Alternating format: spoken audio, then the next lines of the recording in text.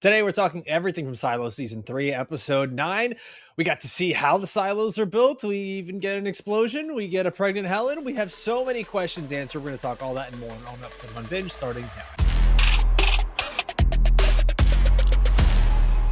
Welcome into Unbinged, podcast of the shows, movies, and news you'd love to binge. I'm Alfredo Brown, joined by Jagger May and Vignesh Doraiswamy, and today we are talking everything from the latest episode of Silo, but first we need to spoil one. We're about to spoil Silo, maybe even some books. I'll try not to, but I will. Joke's on you, I won't read the book. Ever. Even if there's a fire. well, I think the books would be the first to go. Not the books and the fires. I'd totally be the take my eyes, but not the books. Oh no. Guys, we got a lot of good answers from this episode. We even got a few more questions. And Vig, you posed a really good question here that I think for people who have not read the books and have theories and questions, we get this big explosion at the end of the episode. Who's to blame for that explosion? That's the question that you have here. You have some theories. I want to hear them. Okay. Yeah, no, I mean, I was going to pose that question to you guys, but clearly I think the answer to that question Not if you're not the host. You know, I know, man, but I want to play host. He's Will Ferrell and semi-pro. Well, he's like, actually, I was going to pass it back to you. Yeah, man, you tell me. Who do you think is to blame? So I think we have some theories, right? Like Henry clearly is trying to tell Daniel to get back into the silo as he starts walking away. And Per Stenson is not, he seems sort of out of it, right? Like when the senator is telling him to, dude, just like pay attention. What are you doing? He seems sort of out of it. He's staring off into the distance, right? He's like looking at where that bomb might explode. I think Iran's not the answer. I think the easy answer is Per Stenson and a few other people know. The senator clearly doesn't seem to know about it. Right? She's like actually talking about this, and she seems sincere in her, like, I'm making the greatest speech of my life. So our trillionaire did this. He's destroying the world, nuclear holocaust, nanotechnology, whatever he wants, so that people can live in the silos. That's my Is this Fallout? all I got. Because that's how you get Fallout. That's how you get it. Fallout. This is Fallout. I said it last week. What do you get the man that already has everything, that has all the money? He gets to play God, and that's what he wants to do. I'm right on board with this theory. That's obviously different from the book, and now that I'm saying it out loud, I don't hate it. You know, like it's very modern in that way, and that's the least of my qualms, let's say, of anything. Because like, yeah, I think it would be, it's not that it's Iran, because like, look how paranoid he was. He was saying like, this is gonna happen, and like, in theory that's correct, but like maybe not, because we have something called laws, the military, public opinion. There's a lot of things that can stop, you know, if you want to talk about the butterfly effect, surely we can't just project Earth to die by a million different ways and then, oh, I'm just going to do it anyway. And then what do you get in the end? You know, actually, I do know what he gets in the end. And now I'm putting things back, and I'm trying not to spoil more. It just seems all way too convenient to have all the people there at the site. And in Vegas, even the way you said it, where they're like, don't leave the silo, don't stray too far away from this, and like the fact that they don't have great phone signal even where they're at, and they just have to go up the hill a little bit for some better phone signal just to contact someone elsewhere. It's like, it leads me also back to the questions that Bernard had that Jules starts to ask, and says like, all of this is answered by the question, why do the silos exist, which we obviously get a portion of that question answered, but then the why can't the silos communicate with one another, I think, is now probably the biggest question that we have remaining. I don't know, do you guys think there's a bigger question as to, because I think this is the first thread that you pull that unravels everything, is why the other silos can't communicate with one another? It's the obvious answer. If they want to limit communication with their own silo, you definitely want to limit communication between the silos, particularly the people who are smart, like the Bernards of the world. And now I ask the question again, why? Because I think it goes back to maybe you saying, man, he wants to be the savior, but he also wants to remake the planet, I think, in his image, so to speak, right? He gets to control the silos, the actions of the silos. He had two people work on a pact. Maybe he knows that AI wrote it or not. doesn't really matter. But like he gets to create all these rules so that when people come back, the world isn't this world that was potentially heading towards a nanotechnology gray goose scenario. It's a world that he's created and cultivated, but you can't have people communicate. That's how you get new ideas. And the whole show is about mind control, right? Everything, or not mind control, it's about society control through memory and everything else. So it makes sense. It's beyond just being the savior. He probably thinks this is a way to save humanity by destroying it and building it back up in a way that he thinks is the best. Yeah. So is this I'm saving humanity from themselves by not letting them communicate with one another, by if they just do what I think is best, everything will be okay. Yeah. Yeah. And I think he has a timeline in mind, right? We're 340 years out, and they've had to do some safeguard silos. They've had to reset some silos with memory, but they give us a hint. They say the pact was written for 500 years. And maybe that's just me reading into it too much, but maybe that's what he needs, 500 years to like cleanse the earth so it can be reborn in whatever messed up way he wants. I feel like they just picked a round number. They're like, 500 sounds good. Is that what the AI maybe. told? That's Yeah, what ChatGPT said? There's 50 silos, 10 years per silo. I'll do the Vic thing and I'll throw it to you, Alfredo, because you're the only one who hasn't read the books. I love that. We're just going to make that. We're going to call it, we're doing a Vig. Yeah. I think that I'll ask you, if you were born in what you think is the world, like you are the world, you are the children, you know, and I said it in my head and I wasn't sure if you were going to do it. I had to say that to you, but you're in the silo, and then all of a sudden it opens up, and you discover that there is 50 times more of you, let's say, and even at 30 times more of you. How do you think those societies would blend? You know, because you got to think, over 500 years, the slang could be different. What kind of fucking memes are going on separately in these silos that all of a sudden you're going to come out here? Yeah. It's essentially like two alien worlds at that point. Is that something you think is a benefit? I mean, it's no different than society that we have currently, where different countries are different. There's different cultures, and granted, but we know they exist. We communicate with them. We communicate, right? With them. Okay, but like also going back to this too, it's like if they all have the same AI control, the same rules, the same food, the same culture, the same everything, how different are they really? Like I think that's asking a question when we're already at the end of the problem, or at like the final step. You get me? Like I don't know if that question addresses why they didn't do this from the beginning. You get me? Like why cut off all communication between the different silos? And I think it just does come back down simply to control. I don't know that he actually is genuinely trying to keep them safe from one another. Well, here's this. This is another philosophical question, and even if it is a question, I think it's an obvious answer. If you know that there's a safeguard and they will use it, what happens if you use the safeguard? And what are you going to explain to the other 49 silos after you say, like, well, what happened to silo 49? You know, do you tell them like they need some time to work on themselves and they're going to be gone for a while? Do you say they went to a farm? And I think that would a nice silo upstate. Yeah, exactly. You can't just like explain that shit away.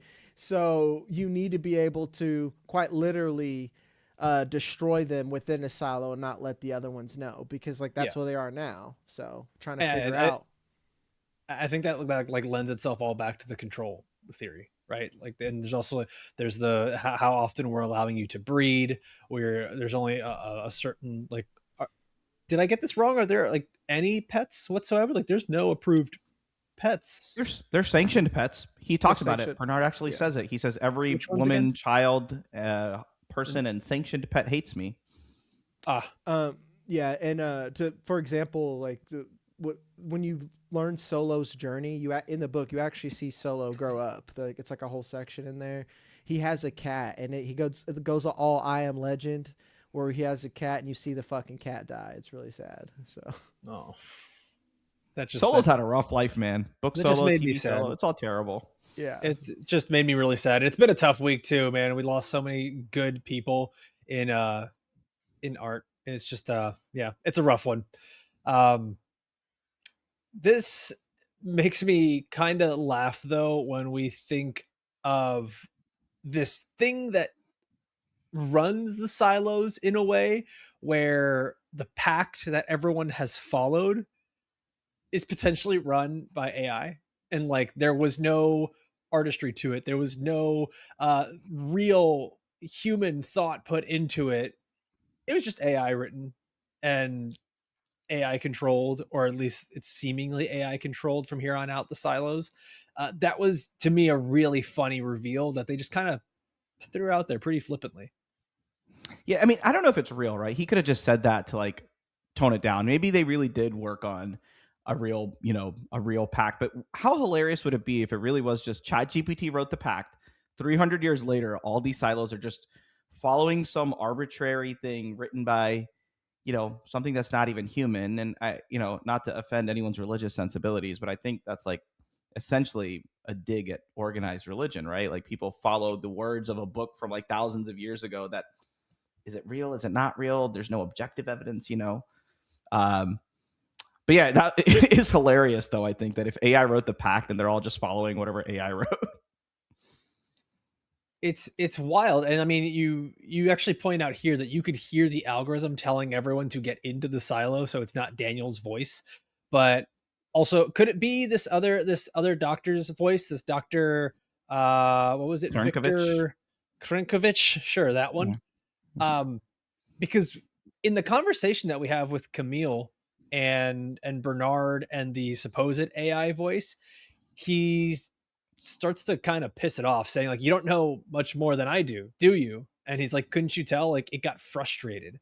And then they talk about it. Yeah, the voice actually tried to console Camille like at another point. So I don't know, is that the AI trying to sound more human, or is it actually a human? I can understand the AI trying to console someone, but to actually get frustrated, that one feels inherently human. Jag, you're muted. And you could feel frustration just in like language, like even in an AI voice, you could tell when it's being sarcastic or frustrated, and I think that they give themselves away, especially with how much they interact with the heads of IT. And you would have to think they don't understand what a Turing test is, but the AI would pass a Turing test, and I don't mean that in like a good way, because like if you don't know, if you haven't watched what's it, Ex Machina, that's like, can you tell if something is AI or not? That's the basis of the test on it. And I don't think that the AI that's supposed to be AI would pass its test, and therefore it is clearly just so human in its actions and its motives. Just the way it even reasons, I think, is just entirely too human. Granted, this is a science fiction show, so AI could be as fucking advanced as what they say it is. I don't know, but I'm going to guess it's human. Because why would a billionaire want to give up management and control to a human or to AI and not keep that to himself in some way, whether it be legacy or keeping himself alive somehow? Yeah, I think that's the answer, man. It's got to be a human. I think the bigger question really is like, how do you indoctrinate humans to do this over centuries, right? Like, it makes sense, the originals, right? Like Daniel, you convince him to be a part of the algorithm. They mentioned so many different times that, dude, you have a gift. You're so smart. We would have loved to have you with us. Like, that's how he's in Silo 1. That's how he's like conscripted into this. And how they make him do it is clear. It's something about, dude, the only way you see your wife and kid is if you do this with us. So as much as he hates it, he has to do it. He's separated from Helen and the kid. Did she make it? I don't think she made it. Well, he doesn't know that. I don't know, man. Maybe she makes it. I don't know. We'll see. Brother, she'd have to be the fastest pregnant woman alive if she made that. Bro, you guys see her. She's moving in her prime, man. Man. She's booking it, hitting 4.2 in the 40. Look, man. Yeah. James Harden gained weight. He was still able to run. You never know what Helen could do. She's a sandstone. Yes, but anyway, let's do that. Let's compare. Fat Luka. Fat Luka was a 38-8 player, man. That's all I'm saying. Babe Ruth was out here leading the league in home runs. Yeah. Oh. But whether she makes it or not is irrelevant, I think, to some degree, because Daniel needs to be convinced to cooperate, or maybe not. But if he's being convinced to cooperate, that's the only way you do it. Oh, there we go. I think it just connected some dots, at least, that could be explained as to why communication doesn't happen with the other silos, because that's a great way to never have to tell him that she didn't make it. Is, we can't communicate with the other silos. So you going to gaslight the entire rest of the human race for one nigga's relationship? Yes. That's no, I don't think that works, man. Because then you can use him the way that you need to. Because what happens if there is communication? Well, I guess he doesn't know. You're right. Silo 1 does have control, and they can see images and they can see videos from all the other silos. But you're right. That's what I'm saying. Because what happens when all of a sudden, 1, he finds out Helen and his kid are dead. 2, he potentially, if he ever finds out that this whole explosion is on them, at least this way he has hope that he's seeing them again, and he's trying to make it a society with rules and structure. And you can keep using him. Like at this point now, he's a tool, and that's something that I forget his name, but a billionaire guy says, he's like, man, I really wish Stinson. There we go. I really wish we would have had you for this. Like just you telling us, to do 50 diggers really saved us like 5 years time. So, okay. Is that not foreshadowing that he'll do whatever to make sure that he can utilize him in the future? Yeah, for sure. 100%. And that's the answer. It's all about control, man. But the bigger question, I think, is unless you have like cryogenic preservation and you're like freezing and thawing people out every few years, you lose your initial people. Or there's some other way. I don't know. Maybe it's nanobots. Maybe they upload their consciousness. Who knows what science fiction nonsense this guy's come up with? Again, I go Fallout because that's how you get a Fallout. That's how you get Fallout. Yeah, I uploaded my consciousness and now I run Las Vegas. I mean, it's not like it's what something city would you want to run? What city would you want to run? If they uploaded your Ooh. consciousness and you only get to run this one city, what would it be? Wow, that's fun. Damn. Like, is it the only city in the world though, or is it a? Sure. No, whatever. It's Fallout rules. It's Fallout rules, but it's probably one of the few cities that have working anything. Yeah. And you only got its existing infrastructure. Okay. Is like the world like pretty fucked around it? Yeah. Everything's fucked. Like it's Last of Us, Fallout. Okay, so me saying like Miami is no longer fun because those beaches aren't cool. Like Miami doesn't exist, dog. Yeah, Miami's the toast. New York sounds stressful, man. Yeah, like New York was my first thought because it's home. Oof. But yeah, that sounds really stressful. No resources. What are you gonna do? You're done. Yeah, everything is imported from there. Everything is like hard brick. Like Central Park is your main resource where homeless people fuck. Like I don't know, man. Not anymore. It's Central Farm now. Oh, this is really good. Damn. Denver's my speed, but I think I'd choose Denver. A lot of resources, clean water. Denver's a good spot. I think I'm with you on that. Mm-hmm. Yeah, or I would. Yeah, that's it. I'm with you. We'll go to Denver. Let's do it. Denver. Right now we're outside. Big, Atlanta, write that down. And they blew everything up. Write it down. I got it. Denver. Atlanta's not bad either, though. There's resources in Atlanta. Yeah, it makes sense. Like you're not far. Good choice. Allegedly, they have great strip clubs. I don't know. I've never been. We'll find out next time on the next episode. You got to pay for premium on that, baby. Yeah. You guys hear that the Atlanta Hawks did like a night where like it was all about one of the famous strip clubs? Yes, it's wild. That's actually a line. I feel like I'm getting old because I'm like this. It's like maybe kids. You shouldn't have done that one. Yeah. I have to look this up. What it's called. I don't know why I'm stuck on this right now, but I need to know. Miami did it too. It was like a stripper night. Right? Yeah, it was the Magic City Gentlemen's Club. Yeah, in Atlanta. So, guys, if there is Miami, if I run a silo, there will be a stripper level. Like I think like down deep is just where you get hookers. It's not actual mechanic. Like mechanicals in the middle, down deep is just fucking and stripper. It's like you can buy drugs there. Basically, I want it to feel like Arcane. Like that show. Like when you go down, it just gets sketchy as shit. And I want it to actually be mostly hood because that feels comfortable to me. Well, we've gone really off the rails here. We started with where would you run your AI silo? I don't know how much of this is making the cut.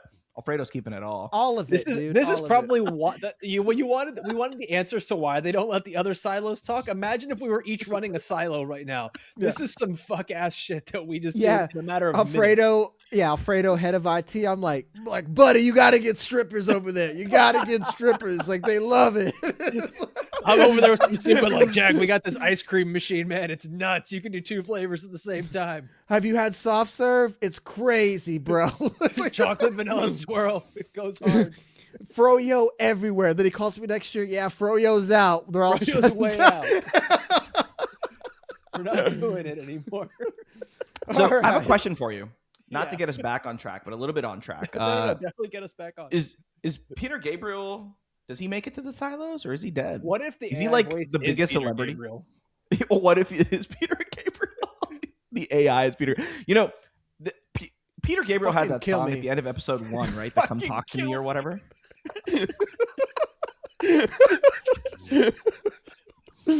Sorry, Vic. No, you're good, man.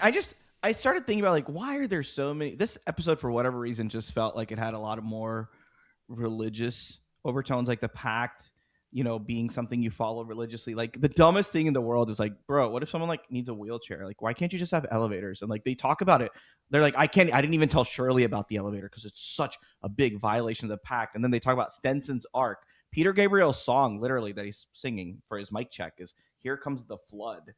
And I'm not sure if that's thematically going somewhere else. Like, is the idea that Per Stenson sees himself as God or a son of God? I mean, that's what he's doing. Especially if he engineered this whole thing and the bombs are his fault, and like he engineers a nuclear holocaust or a gray goose scenario, whatever that might be. But it's sort of weird. I don't know. Have y'all noticed before this being like, obviously there's been some religious imagery and themes, but this one felt a little heavy-handed. I mean, what happens if you believe in God and this happens, right? Yeah. Like, it almost kill your religion. Like, how would you believe I don't in think God? anyone in the silo believes in God at this point or organized religion. Like, the only thing that they believe in is the pact. I mean, there's going to be a religion somehow, right? I just feel like it feels hard to have killed that, right? Like, religion has survived so many years, 500 years in a silo or less, like, shouldn't have killed religion unless you totally stop all information coming through. But you got to imagine a lot of rich white people going into those silos. At least a few of them have been to church and passed that down to their kids, who passed it down to their kids and kept it going. Like, memories erased, man. They probably vitamin D plus every silo every now and then, right? I keep forgetting that they have those different buttons where it's like, oh, this is a problem. Nah, that's gone now. We don't have to worry about any of that. That almost makes me more annoyed as for what our theories could be, because they could all just be extremely ridiculous, the results. But here's my point is I think that it's human nature to worship stupid shit in some form or manner, because it's changed over time. When they're like, hey, the sun is a star, it's not like a god. And they're like, oh, okay. You know, well, we're going to make a god up. Yeah, exactly. But that's the pact, right? Hold on. I'm sorry. This is such an off-track episode. Can we share this with everybody? That Jag went to Las Vegas for a big fantasy football, like, national holiday thing. He met James Roday, the lead actor from Psych, and he got him to record a video with him where James tells me to take a step back and literally fuck my own face. And that is my first interaction with one of my favorite actors and favorite TV show leads ever. How did that get brought up? You would dying to say that on a pod. I feel like he's like, no, well, because what's the context? What's the context? I said you heard about Pluto, and that like triggered the Psych. That's fair. Wow, you really went from there to Psych real quick. That was real. Well, guys, don't unfollow us. Well, like, this is like, we're off today. We're just having fun. We're having fun. We're having fun.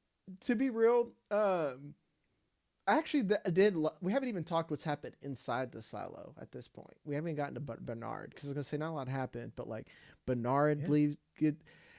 Why do they still call it cleaning? That's fucking dumb. I guess when you they didn't even make him clean. Like, it just religion. Well, he didn't. He was supposed to go out to clean. He didn't. He chose. Now we brought it back. There we go. Yeah, back to because religion. like everyone knows you're going out to die. It's not like, oh, he's gonna clean, and they're like, oh, it's still fucked outside. Like that's all like done. Just say, hey, we got a Bernard. Sorry, he's kind of an awful person. I think everyone would probably just shoot him and throw him out. You don't need to do the whole ceremony because you're almost making martyrs out of these people at this point. It used to be a form of control. Now that you know that they're going to go out to die, you're making martyrs out of people. That's why the CIA like disappears people. They don't, murder them. They just go missing. Happens. Sorry, Can I ask FBI you a agent. question? How You has the always do, tree Vic. not changed in one bit in 300 years? If you look at the tree that Bernard dies up against, it is the exact same shape, structure, everything as Helen's tree outside of Silo 18. It has nothing not to a do real with tree. anything, but I'm like, it's been my thought maybe is there any chance it isn't 300 years? I mean, Like there's also a chance that maybe none of the stuff around that surrounding area is actually real. It could all be synthetic stuff. What if it's like That's a tree fair. of Like a sadness? fake tree. Like we're gonna you need something to look at. Like let's put it this way: they designed stuff so meticulously that we're gonna put a tree so you can look at it and wonder, and like we're gonna call it your little dream tree, where there's no Could be. leaves on it, and you can put all good your book. hopes and dreams of going outside on this tree. Don't say it, but like mentally put it on there, and like that's what we're gonna do to these people. Like it's the greatest gaslight job I've ever seen ever. So, That's essentially what the silo is like in general. It's giant. been like the whole act of creating the silos has been a gaslight job. we're all gonna die because I wanted to. Yeah. Jagger, I know you want to talk about Bernard. I have one last thing I do want to talk about the before time, so to speak, which is Daniel knows something is off, right? He's like, my sister wouldn't have sent me this sort of text. I can't get messages through to my. He's like, wait, why can my sister text me back? And like, I can't get to my wife and child. I wonder, like, he knows something's off. He has probably figured out that the bomb is from Stenson. Yeah, he's not an idiot. They actually keep talking about how smart he is. So I really do want to see, how do they coerce him to work with them if they do? Or how does he work on the inside to undermine the old project? Like, is he working on a long con from the inside? I don't know. We'll find out. They just give him the memory stuff. Or do they have? I guess that's right. Forget me not. No, they have to have it, right? They have to have that set up. What if we are looking at a Galen Erso situation here, where he kind of becomes the engineer, but he also has his own little failsafe here? Yeah. Where, if you just go down this little trench and shoot down into this little ventilation shaft, the whole silo can come apart. Maybe. That'd be nice. Because I have to imagine that the way things are going, there is going to be some insane resentment, obviously, not like with the worries about his sister, who I'm going to assume is now dead. Helen, who I'm also going to assume is now dead, his child, who I'm going to assume is now dead, and he's the only one left, and he's going to probably assume that this has all been planned, and he is being utilized and taken advantage of. So the only thing he can do, really, is go along with it, because you're now trapped in this silo. But he can do it his way and plant these little traps the way he wants. I think Paris Stinson, obviously he's the one who created vitamin D+. He seems like such a fucking probably douchebag. the doctor. Yeah, with the doctor. Yeah, gave him the funding. He seems like such a fucking douchebag that he would literally name a roofie drug vitamin D+, and that is his solution to fix all of his problems. Is like he's literally Job in Arrested Development. He's just like it's it's too easy to forget. Like always popping them roofies to forget shit, and that's what I think they're gonna do to the people who work in the silo. And that's why they work so hard to get rid of anything they have. Relics, like everyone walks in with their smartphones, everything else, they can have no memory of what happens, right? So if those relics can bring back memories, they got to destroy it all. And you're going to be this unwitting worker, kind of, where you're and obviously he's smart. Like we keep saying, he's smart, and he figured something out that the billionaire couldn't. Like, hey man, just make 50 drills and leave them down there and see what happens. And he's like, hey man, we can use that, and I can't buy you, but I can, kill your wife the, and like make he's you the only sad one and that give you a knows, roofie. right? Daniel's the only one that knows. Probably everyone else is probably like, oh my god, what a stroke of luck that on the day that I'm touring, or the workers who've been working there for like a year with their $200,000 a year salary, they're like, oh my god, what luck that we happened to be here when everything blew Right. up. Like some people will figure it out, but for the most Orientation part, day. yeah, I think most people are just going to be excited that they are alive, and they're probably going to be like thinking like Pear's already God to them because he inadvertently in their mind saved them from nuclear holocaust. Yeah, I think that what you can do obviously is like people who survive something traumatic together, they bond together, right? So now all this, each of the individual people that are in these individual silos are going to be bonded to one another, and then you change your appreciation for life. Oh my god, thank God we're alive. Okay, yeah, we'll do whatever. You guys saved us. I owe you my life. Whatever you say, let's do that because you're going to keep us safe. Like it just And the doctor talks about it, right? He even says, I thought I wasn't really going to be very useful, but turns out if there's a big trauma, hint, hint, happening in 30 minutes, I'm really useful. Because I don't remember what kind of doctor is he? Isn't he a He psychologist? does memory stuff. He's like either a psychologist or a neurologist or a neuropsychologist, right? It's all.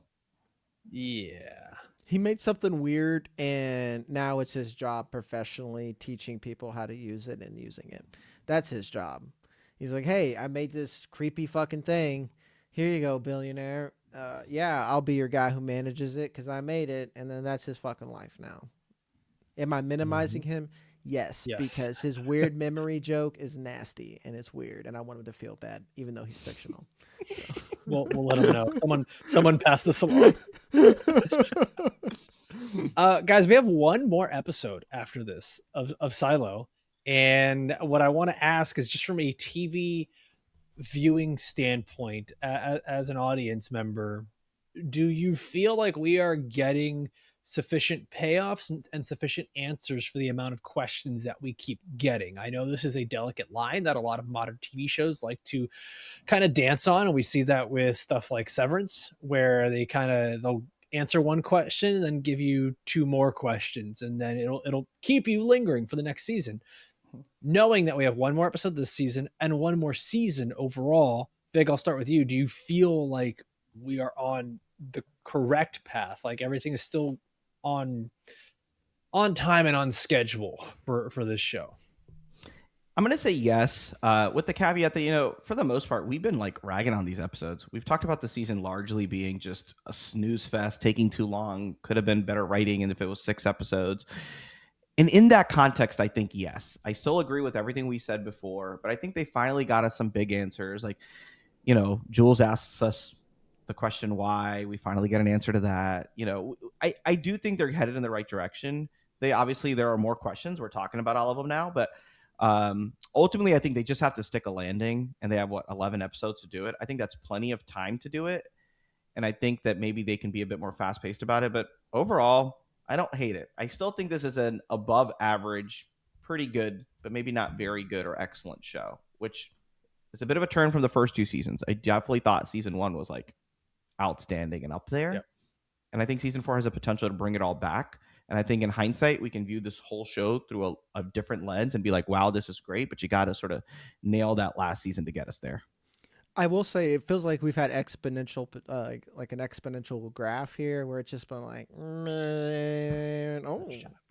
like that's kind of where we're at right now. So, well, with one episode left, we always do this at the end of the season, but on a scale of 1 to 10, when we rate these shows, 10 being the highest, 1 being the lowest, we have one episode left. Where would you guys consider this show to be at? 7.5 right now. And okay. if so 6.5 for Jag, 7.5 for Vig.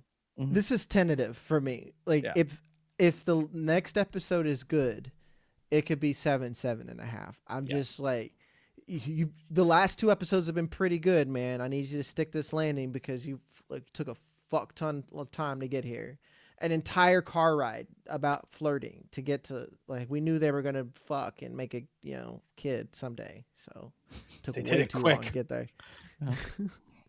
I think the show, like, at its to steal some like the fantasy football terminology that we use, I think that at its floor, I don't think it's any lower than a 6 this season. And at its ceiling, I think the highest I can get to is going to be a 7.5. So I think it's going to end up falling somewhere in that range, even with like a phenomenal a great finale. I think this probably ends up being a 7.5 overall as a season. At best case scenario. Vig, you're already at a 7.5. So yeah, no. I think that's where it's going. No, I just think I was saying I think that's where it's going to end. Since you had said like, how do we think about the season as a whole? Barring a terrible finale, I think this is a 7.5, and that's not a big knock. I think the first season was an 8.5, 9. Second season was an 8, 8.5. A slow trend down, but only because again, I really know that the season is a big setup season, and we have this whole arc that we don't know about. Like, there is no talk right now. When was the last time we talked about Patrick Kennedy and Lucas Kyle? Like, that hasn't come to fruition yet, right?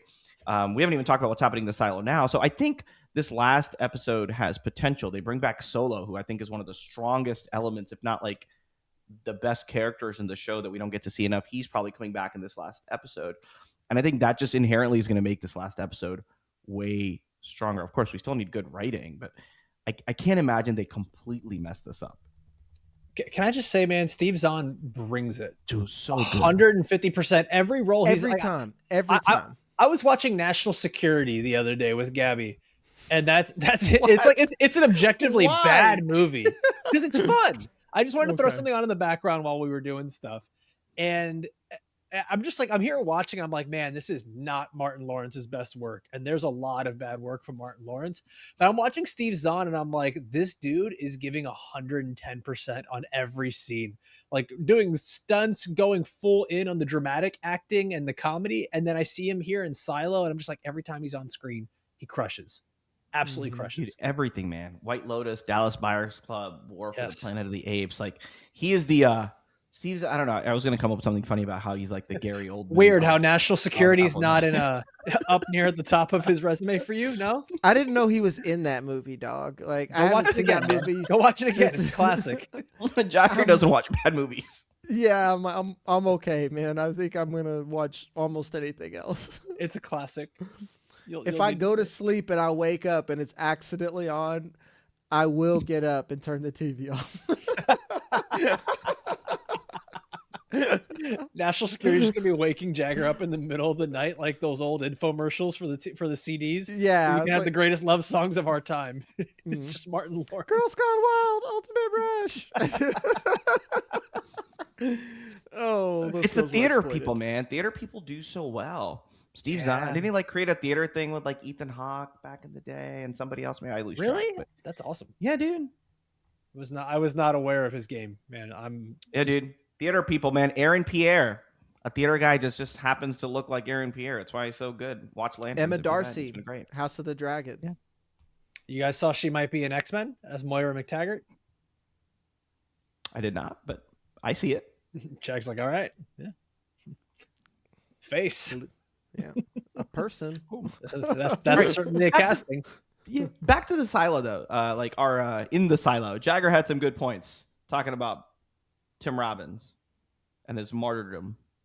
I want to talk about that. I thought we were already doing it. Okay, yeah. I want to do the Vic thing. I'm going to do the Vic thing, and I'm going to throw it to Fredo. I didn't get to hear Fredo's thoughts on this, man. So yeah, you talked about Tim Robbins at the very beginning being like one of the biggest strengths of the show, and now he's probably dead. We brought him back. Do you feel like it was worth it? Do you feel like the way it was done and the way he was brought back, only to end him again within the span of 3 episodes, was that good payoff? I think I do think that him coming back carried a good weight. One, because I think his sacrifice meant something in terms of the logistics of what they're trying to do. It wasn't like a totally meaningless death.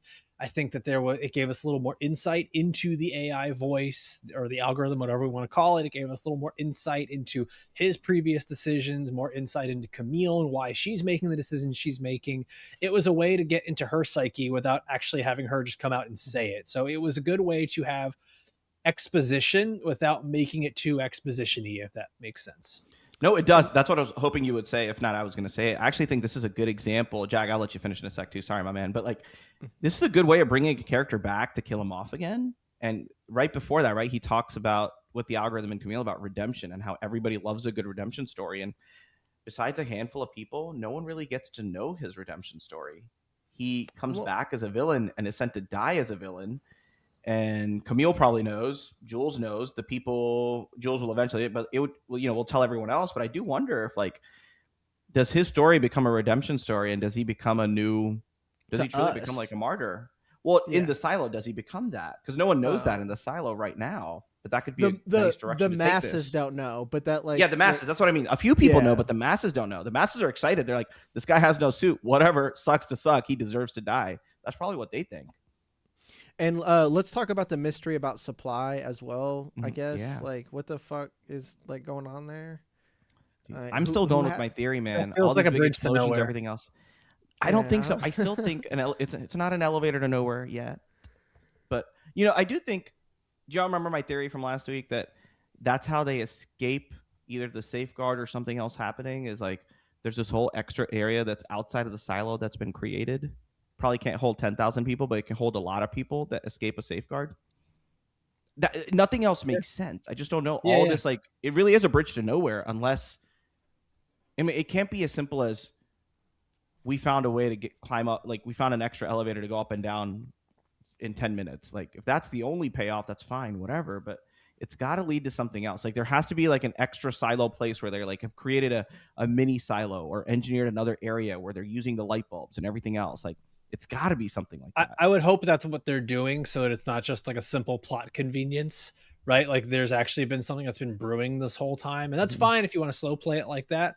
I just think it was maybe it's a good thing that we didn't care much about it, because it's kind of the thing happening in the background while the other storylines are taking place. But it's one of those things that every time it's come on screen, I'm just like, oh, cool, we're talking about the light bulbs again. If that doesn't have a payoff in episode 10, then I don't think I can make this a 7.5. Like, I'm not waiting another 2 years to get the payoff from this Orla Kent side story. Well, that's got to be it, right? Like, why else would you be taking light bulbs unless you're trying to go light an area that is not normally well lit, right? Like a place for people to go survive. Yeah. That would also mean, though, that like more people are in on this, saving ourselves from the vitamin D plus, right? Like, maybe, I don't know if they know that it's vitamin D plus. I just think it's the mines guy talks about it, right? Like, he says a lot of people are in the mines just because they made a stupid mistake. Not everyone's a murderer. Like, we don't deserve this. It's probably just them wanting their own society, right? It's them being like, this is our out. We're gonna steal everything, make our own path. We need the light bulbs to go through this tunnel. Little clubhouse scenario. Yeah, just like create their own like silo within a silo, or silo external to the silo, so they can have their own society and not be bound to these rules. Because what I don't get, my biggest conundrum with all of this, like my biggest plot point that I don't understand is you can't like dig more than 300 feet or whatever, so you don't run into another silo. But like, where are the non-renewable resources coming from?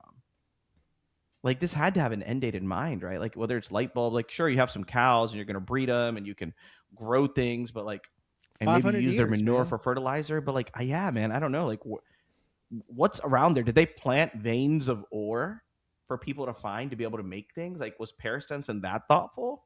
Or is he just in a place that has all these natural resources? But you need a ton of resources. Veins of ore? Like, I don't know, man. It's science fiction, bro. We have nanotechnology that can do anything, right? I mean, that's my guess for the how do you engineer nuclear stuff is they told us that your planes were taken over by nanotech. So my assumption is they took over something to like get, you don't need the launch codes or whatever, or you took over nukes from another country. Who knows? I also have to imagine, what if Silo 1, because they said all the silos are the exact same, right? When the guy makes the joke of like, oh, this one's the best one. Just kidding. They're all the same. Like, how much better is Silo 1, right? Like, if you had the power or the technology of nanotech and all these other things, like, who's to say that Silo 1 doesn't look like the fucking spaceship from WALL-E, and like everything's really great in there and it's totally different, and there's a bunch of different resources that are just not, maybe some of those get sent out to the other silos, and like, just I don't know. I feel like there's a lot that you could kind of open a can of worms with. Yeah, it just feels very hand wavy at that point. And for a series that was well but written, how much of this is like it, a lot of it is hand wavy because of the technology, because like they're talking to a supposedly sentient AI algorithm voice in an area where like there's no other technology quite like it, and it's the end of the world. Like, there's enough hand wavy shit here going on that it's like I don't put it past them. Yeah, I don't know. Like I said, I'm with Vig that it has to matter, and I don't want to spoil like what happens in the book, but like obviously they're going to need a backup plan if they can't stop the safeguard, and like there needs to be a place, I guess, where I feel like at least half that silo is going to die regardless, because that place can't be too big. It feels like someone just wants to make their own little own little paradise. So he said paradise. Yeah. Hey, guys, I think Big. You want to throw one more thing there? No, I don't think so. I think, again, I just need good payoff. I need this last episode to put it all together. The truth is, I mean, I read the book so long ago. I honestly don't remember. I read it all in the span of a week. Like, feels like more than a decade ago. So, I don't remember, but I do remember feeling dissatisfied with the book ending.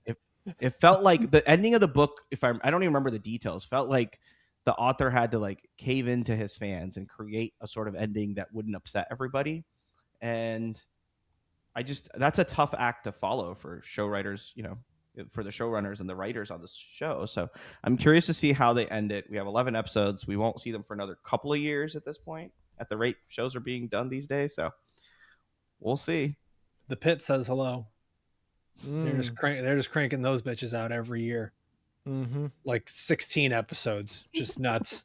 Slow Horses, 6 seasons in 4 years. Every time they end a season, they already have a trailer for the next season. They fucking cook, bro. That's hot. They cook. Yeah. Yeah. I'm in on that. Not Apple TV Plus, not with their Severance and Lasso and Silo taking like 50,000 years. Well, guys, it won't take 50,000 years for us to get to next week's episode, the finale of Silo, season 3. And we will be back every week. Well, next week. But we'll be back every Thursday now, because after Silo finishes, we're going to have Dark Matter coming up.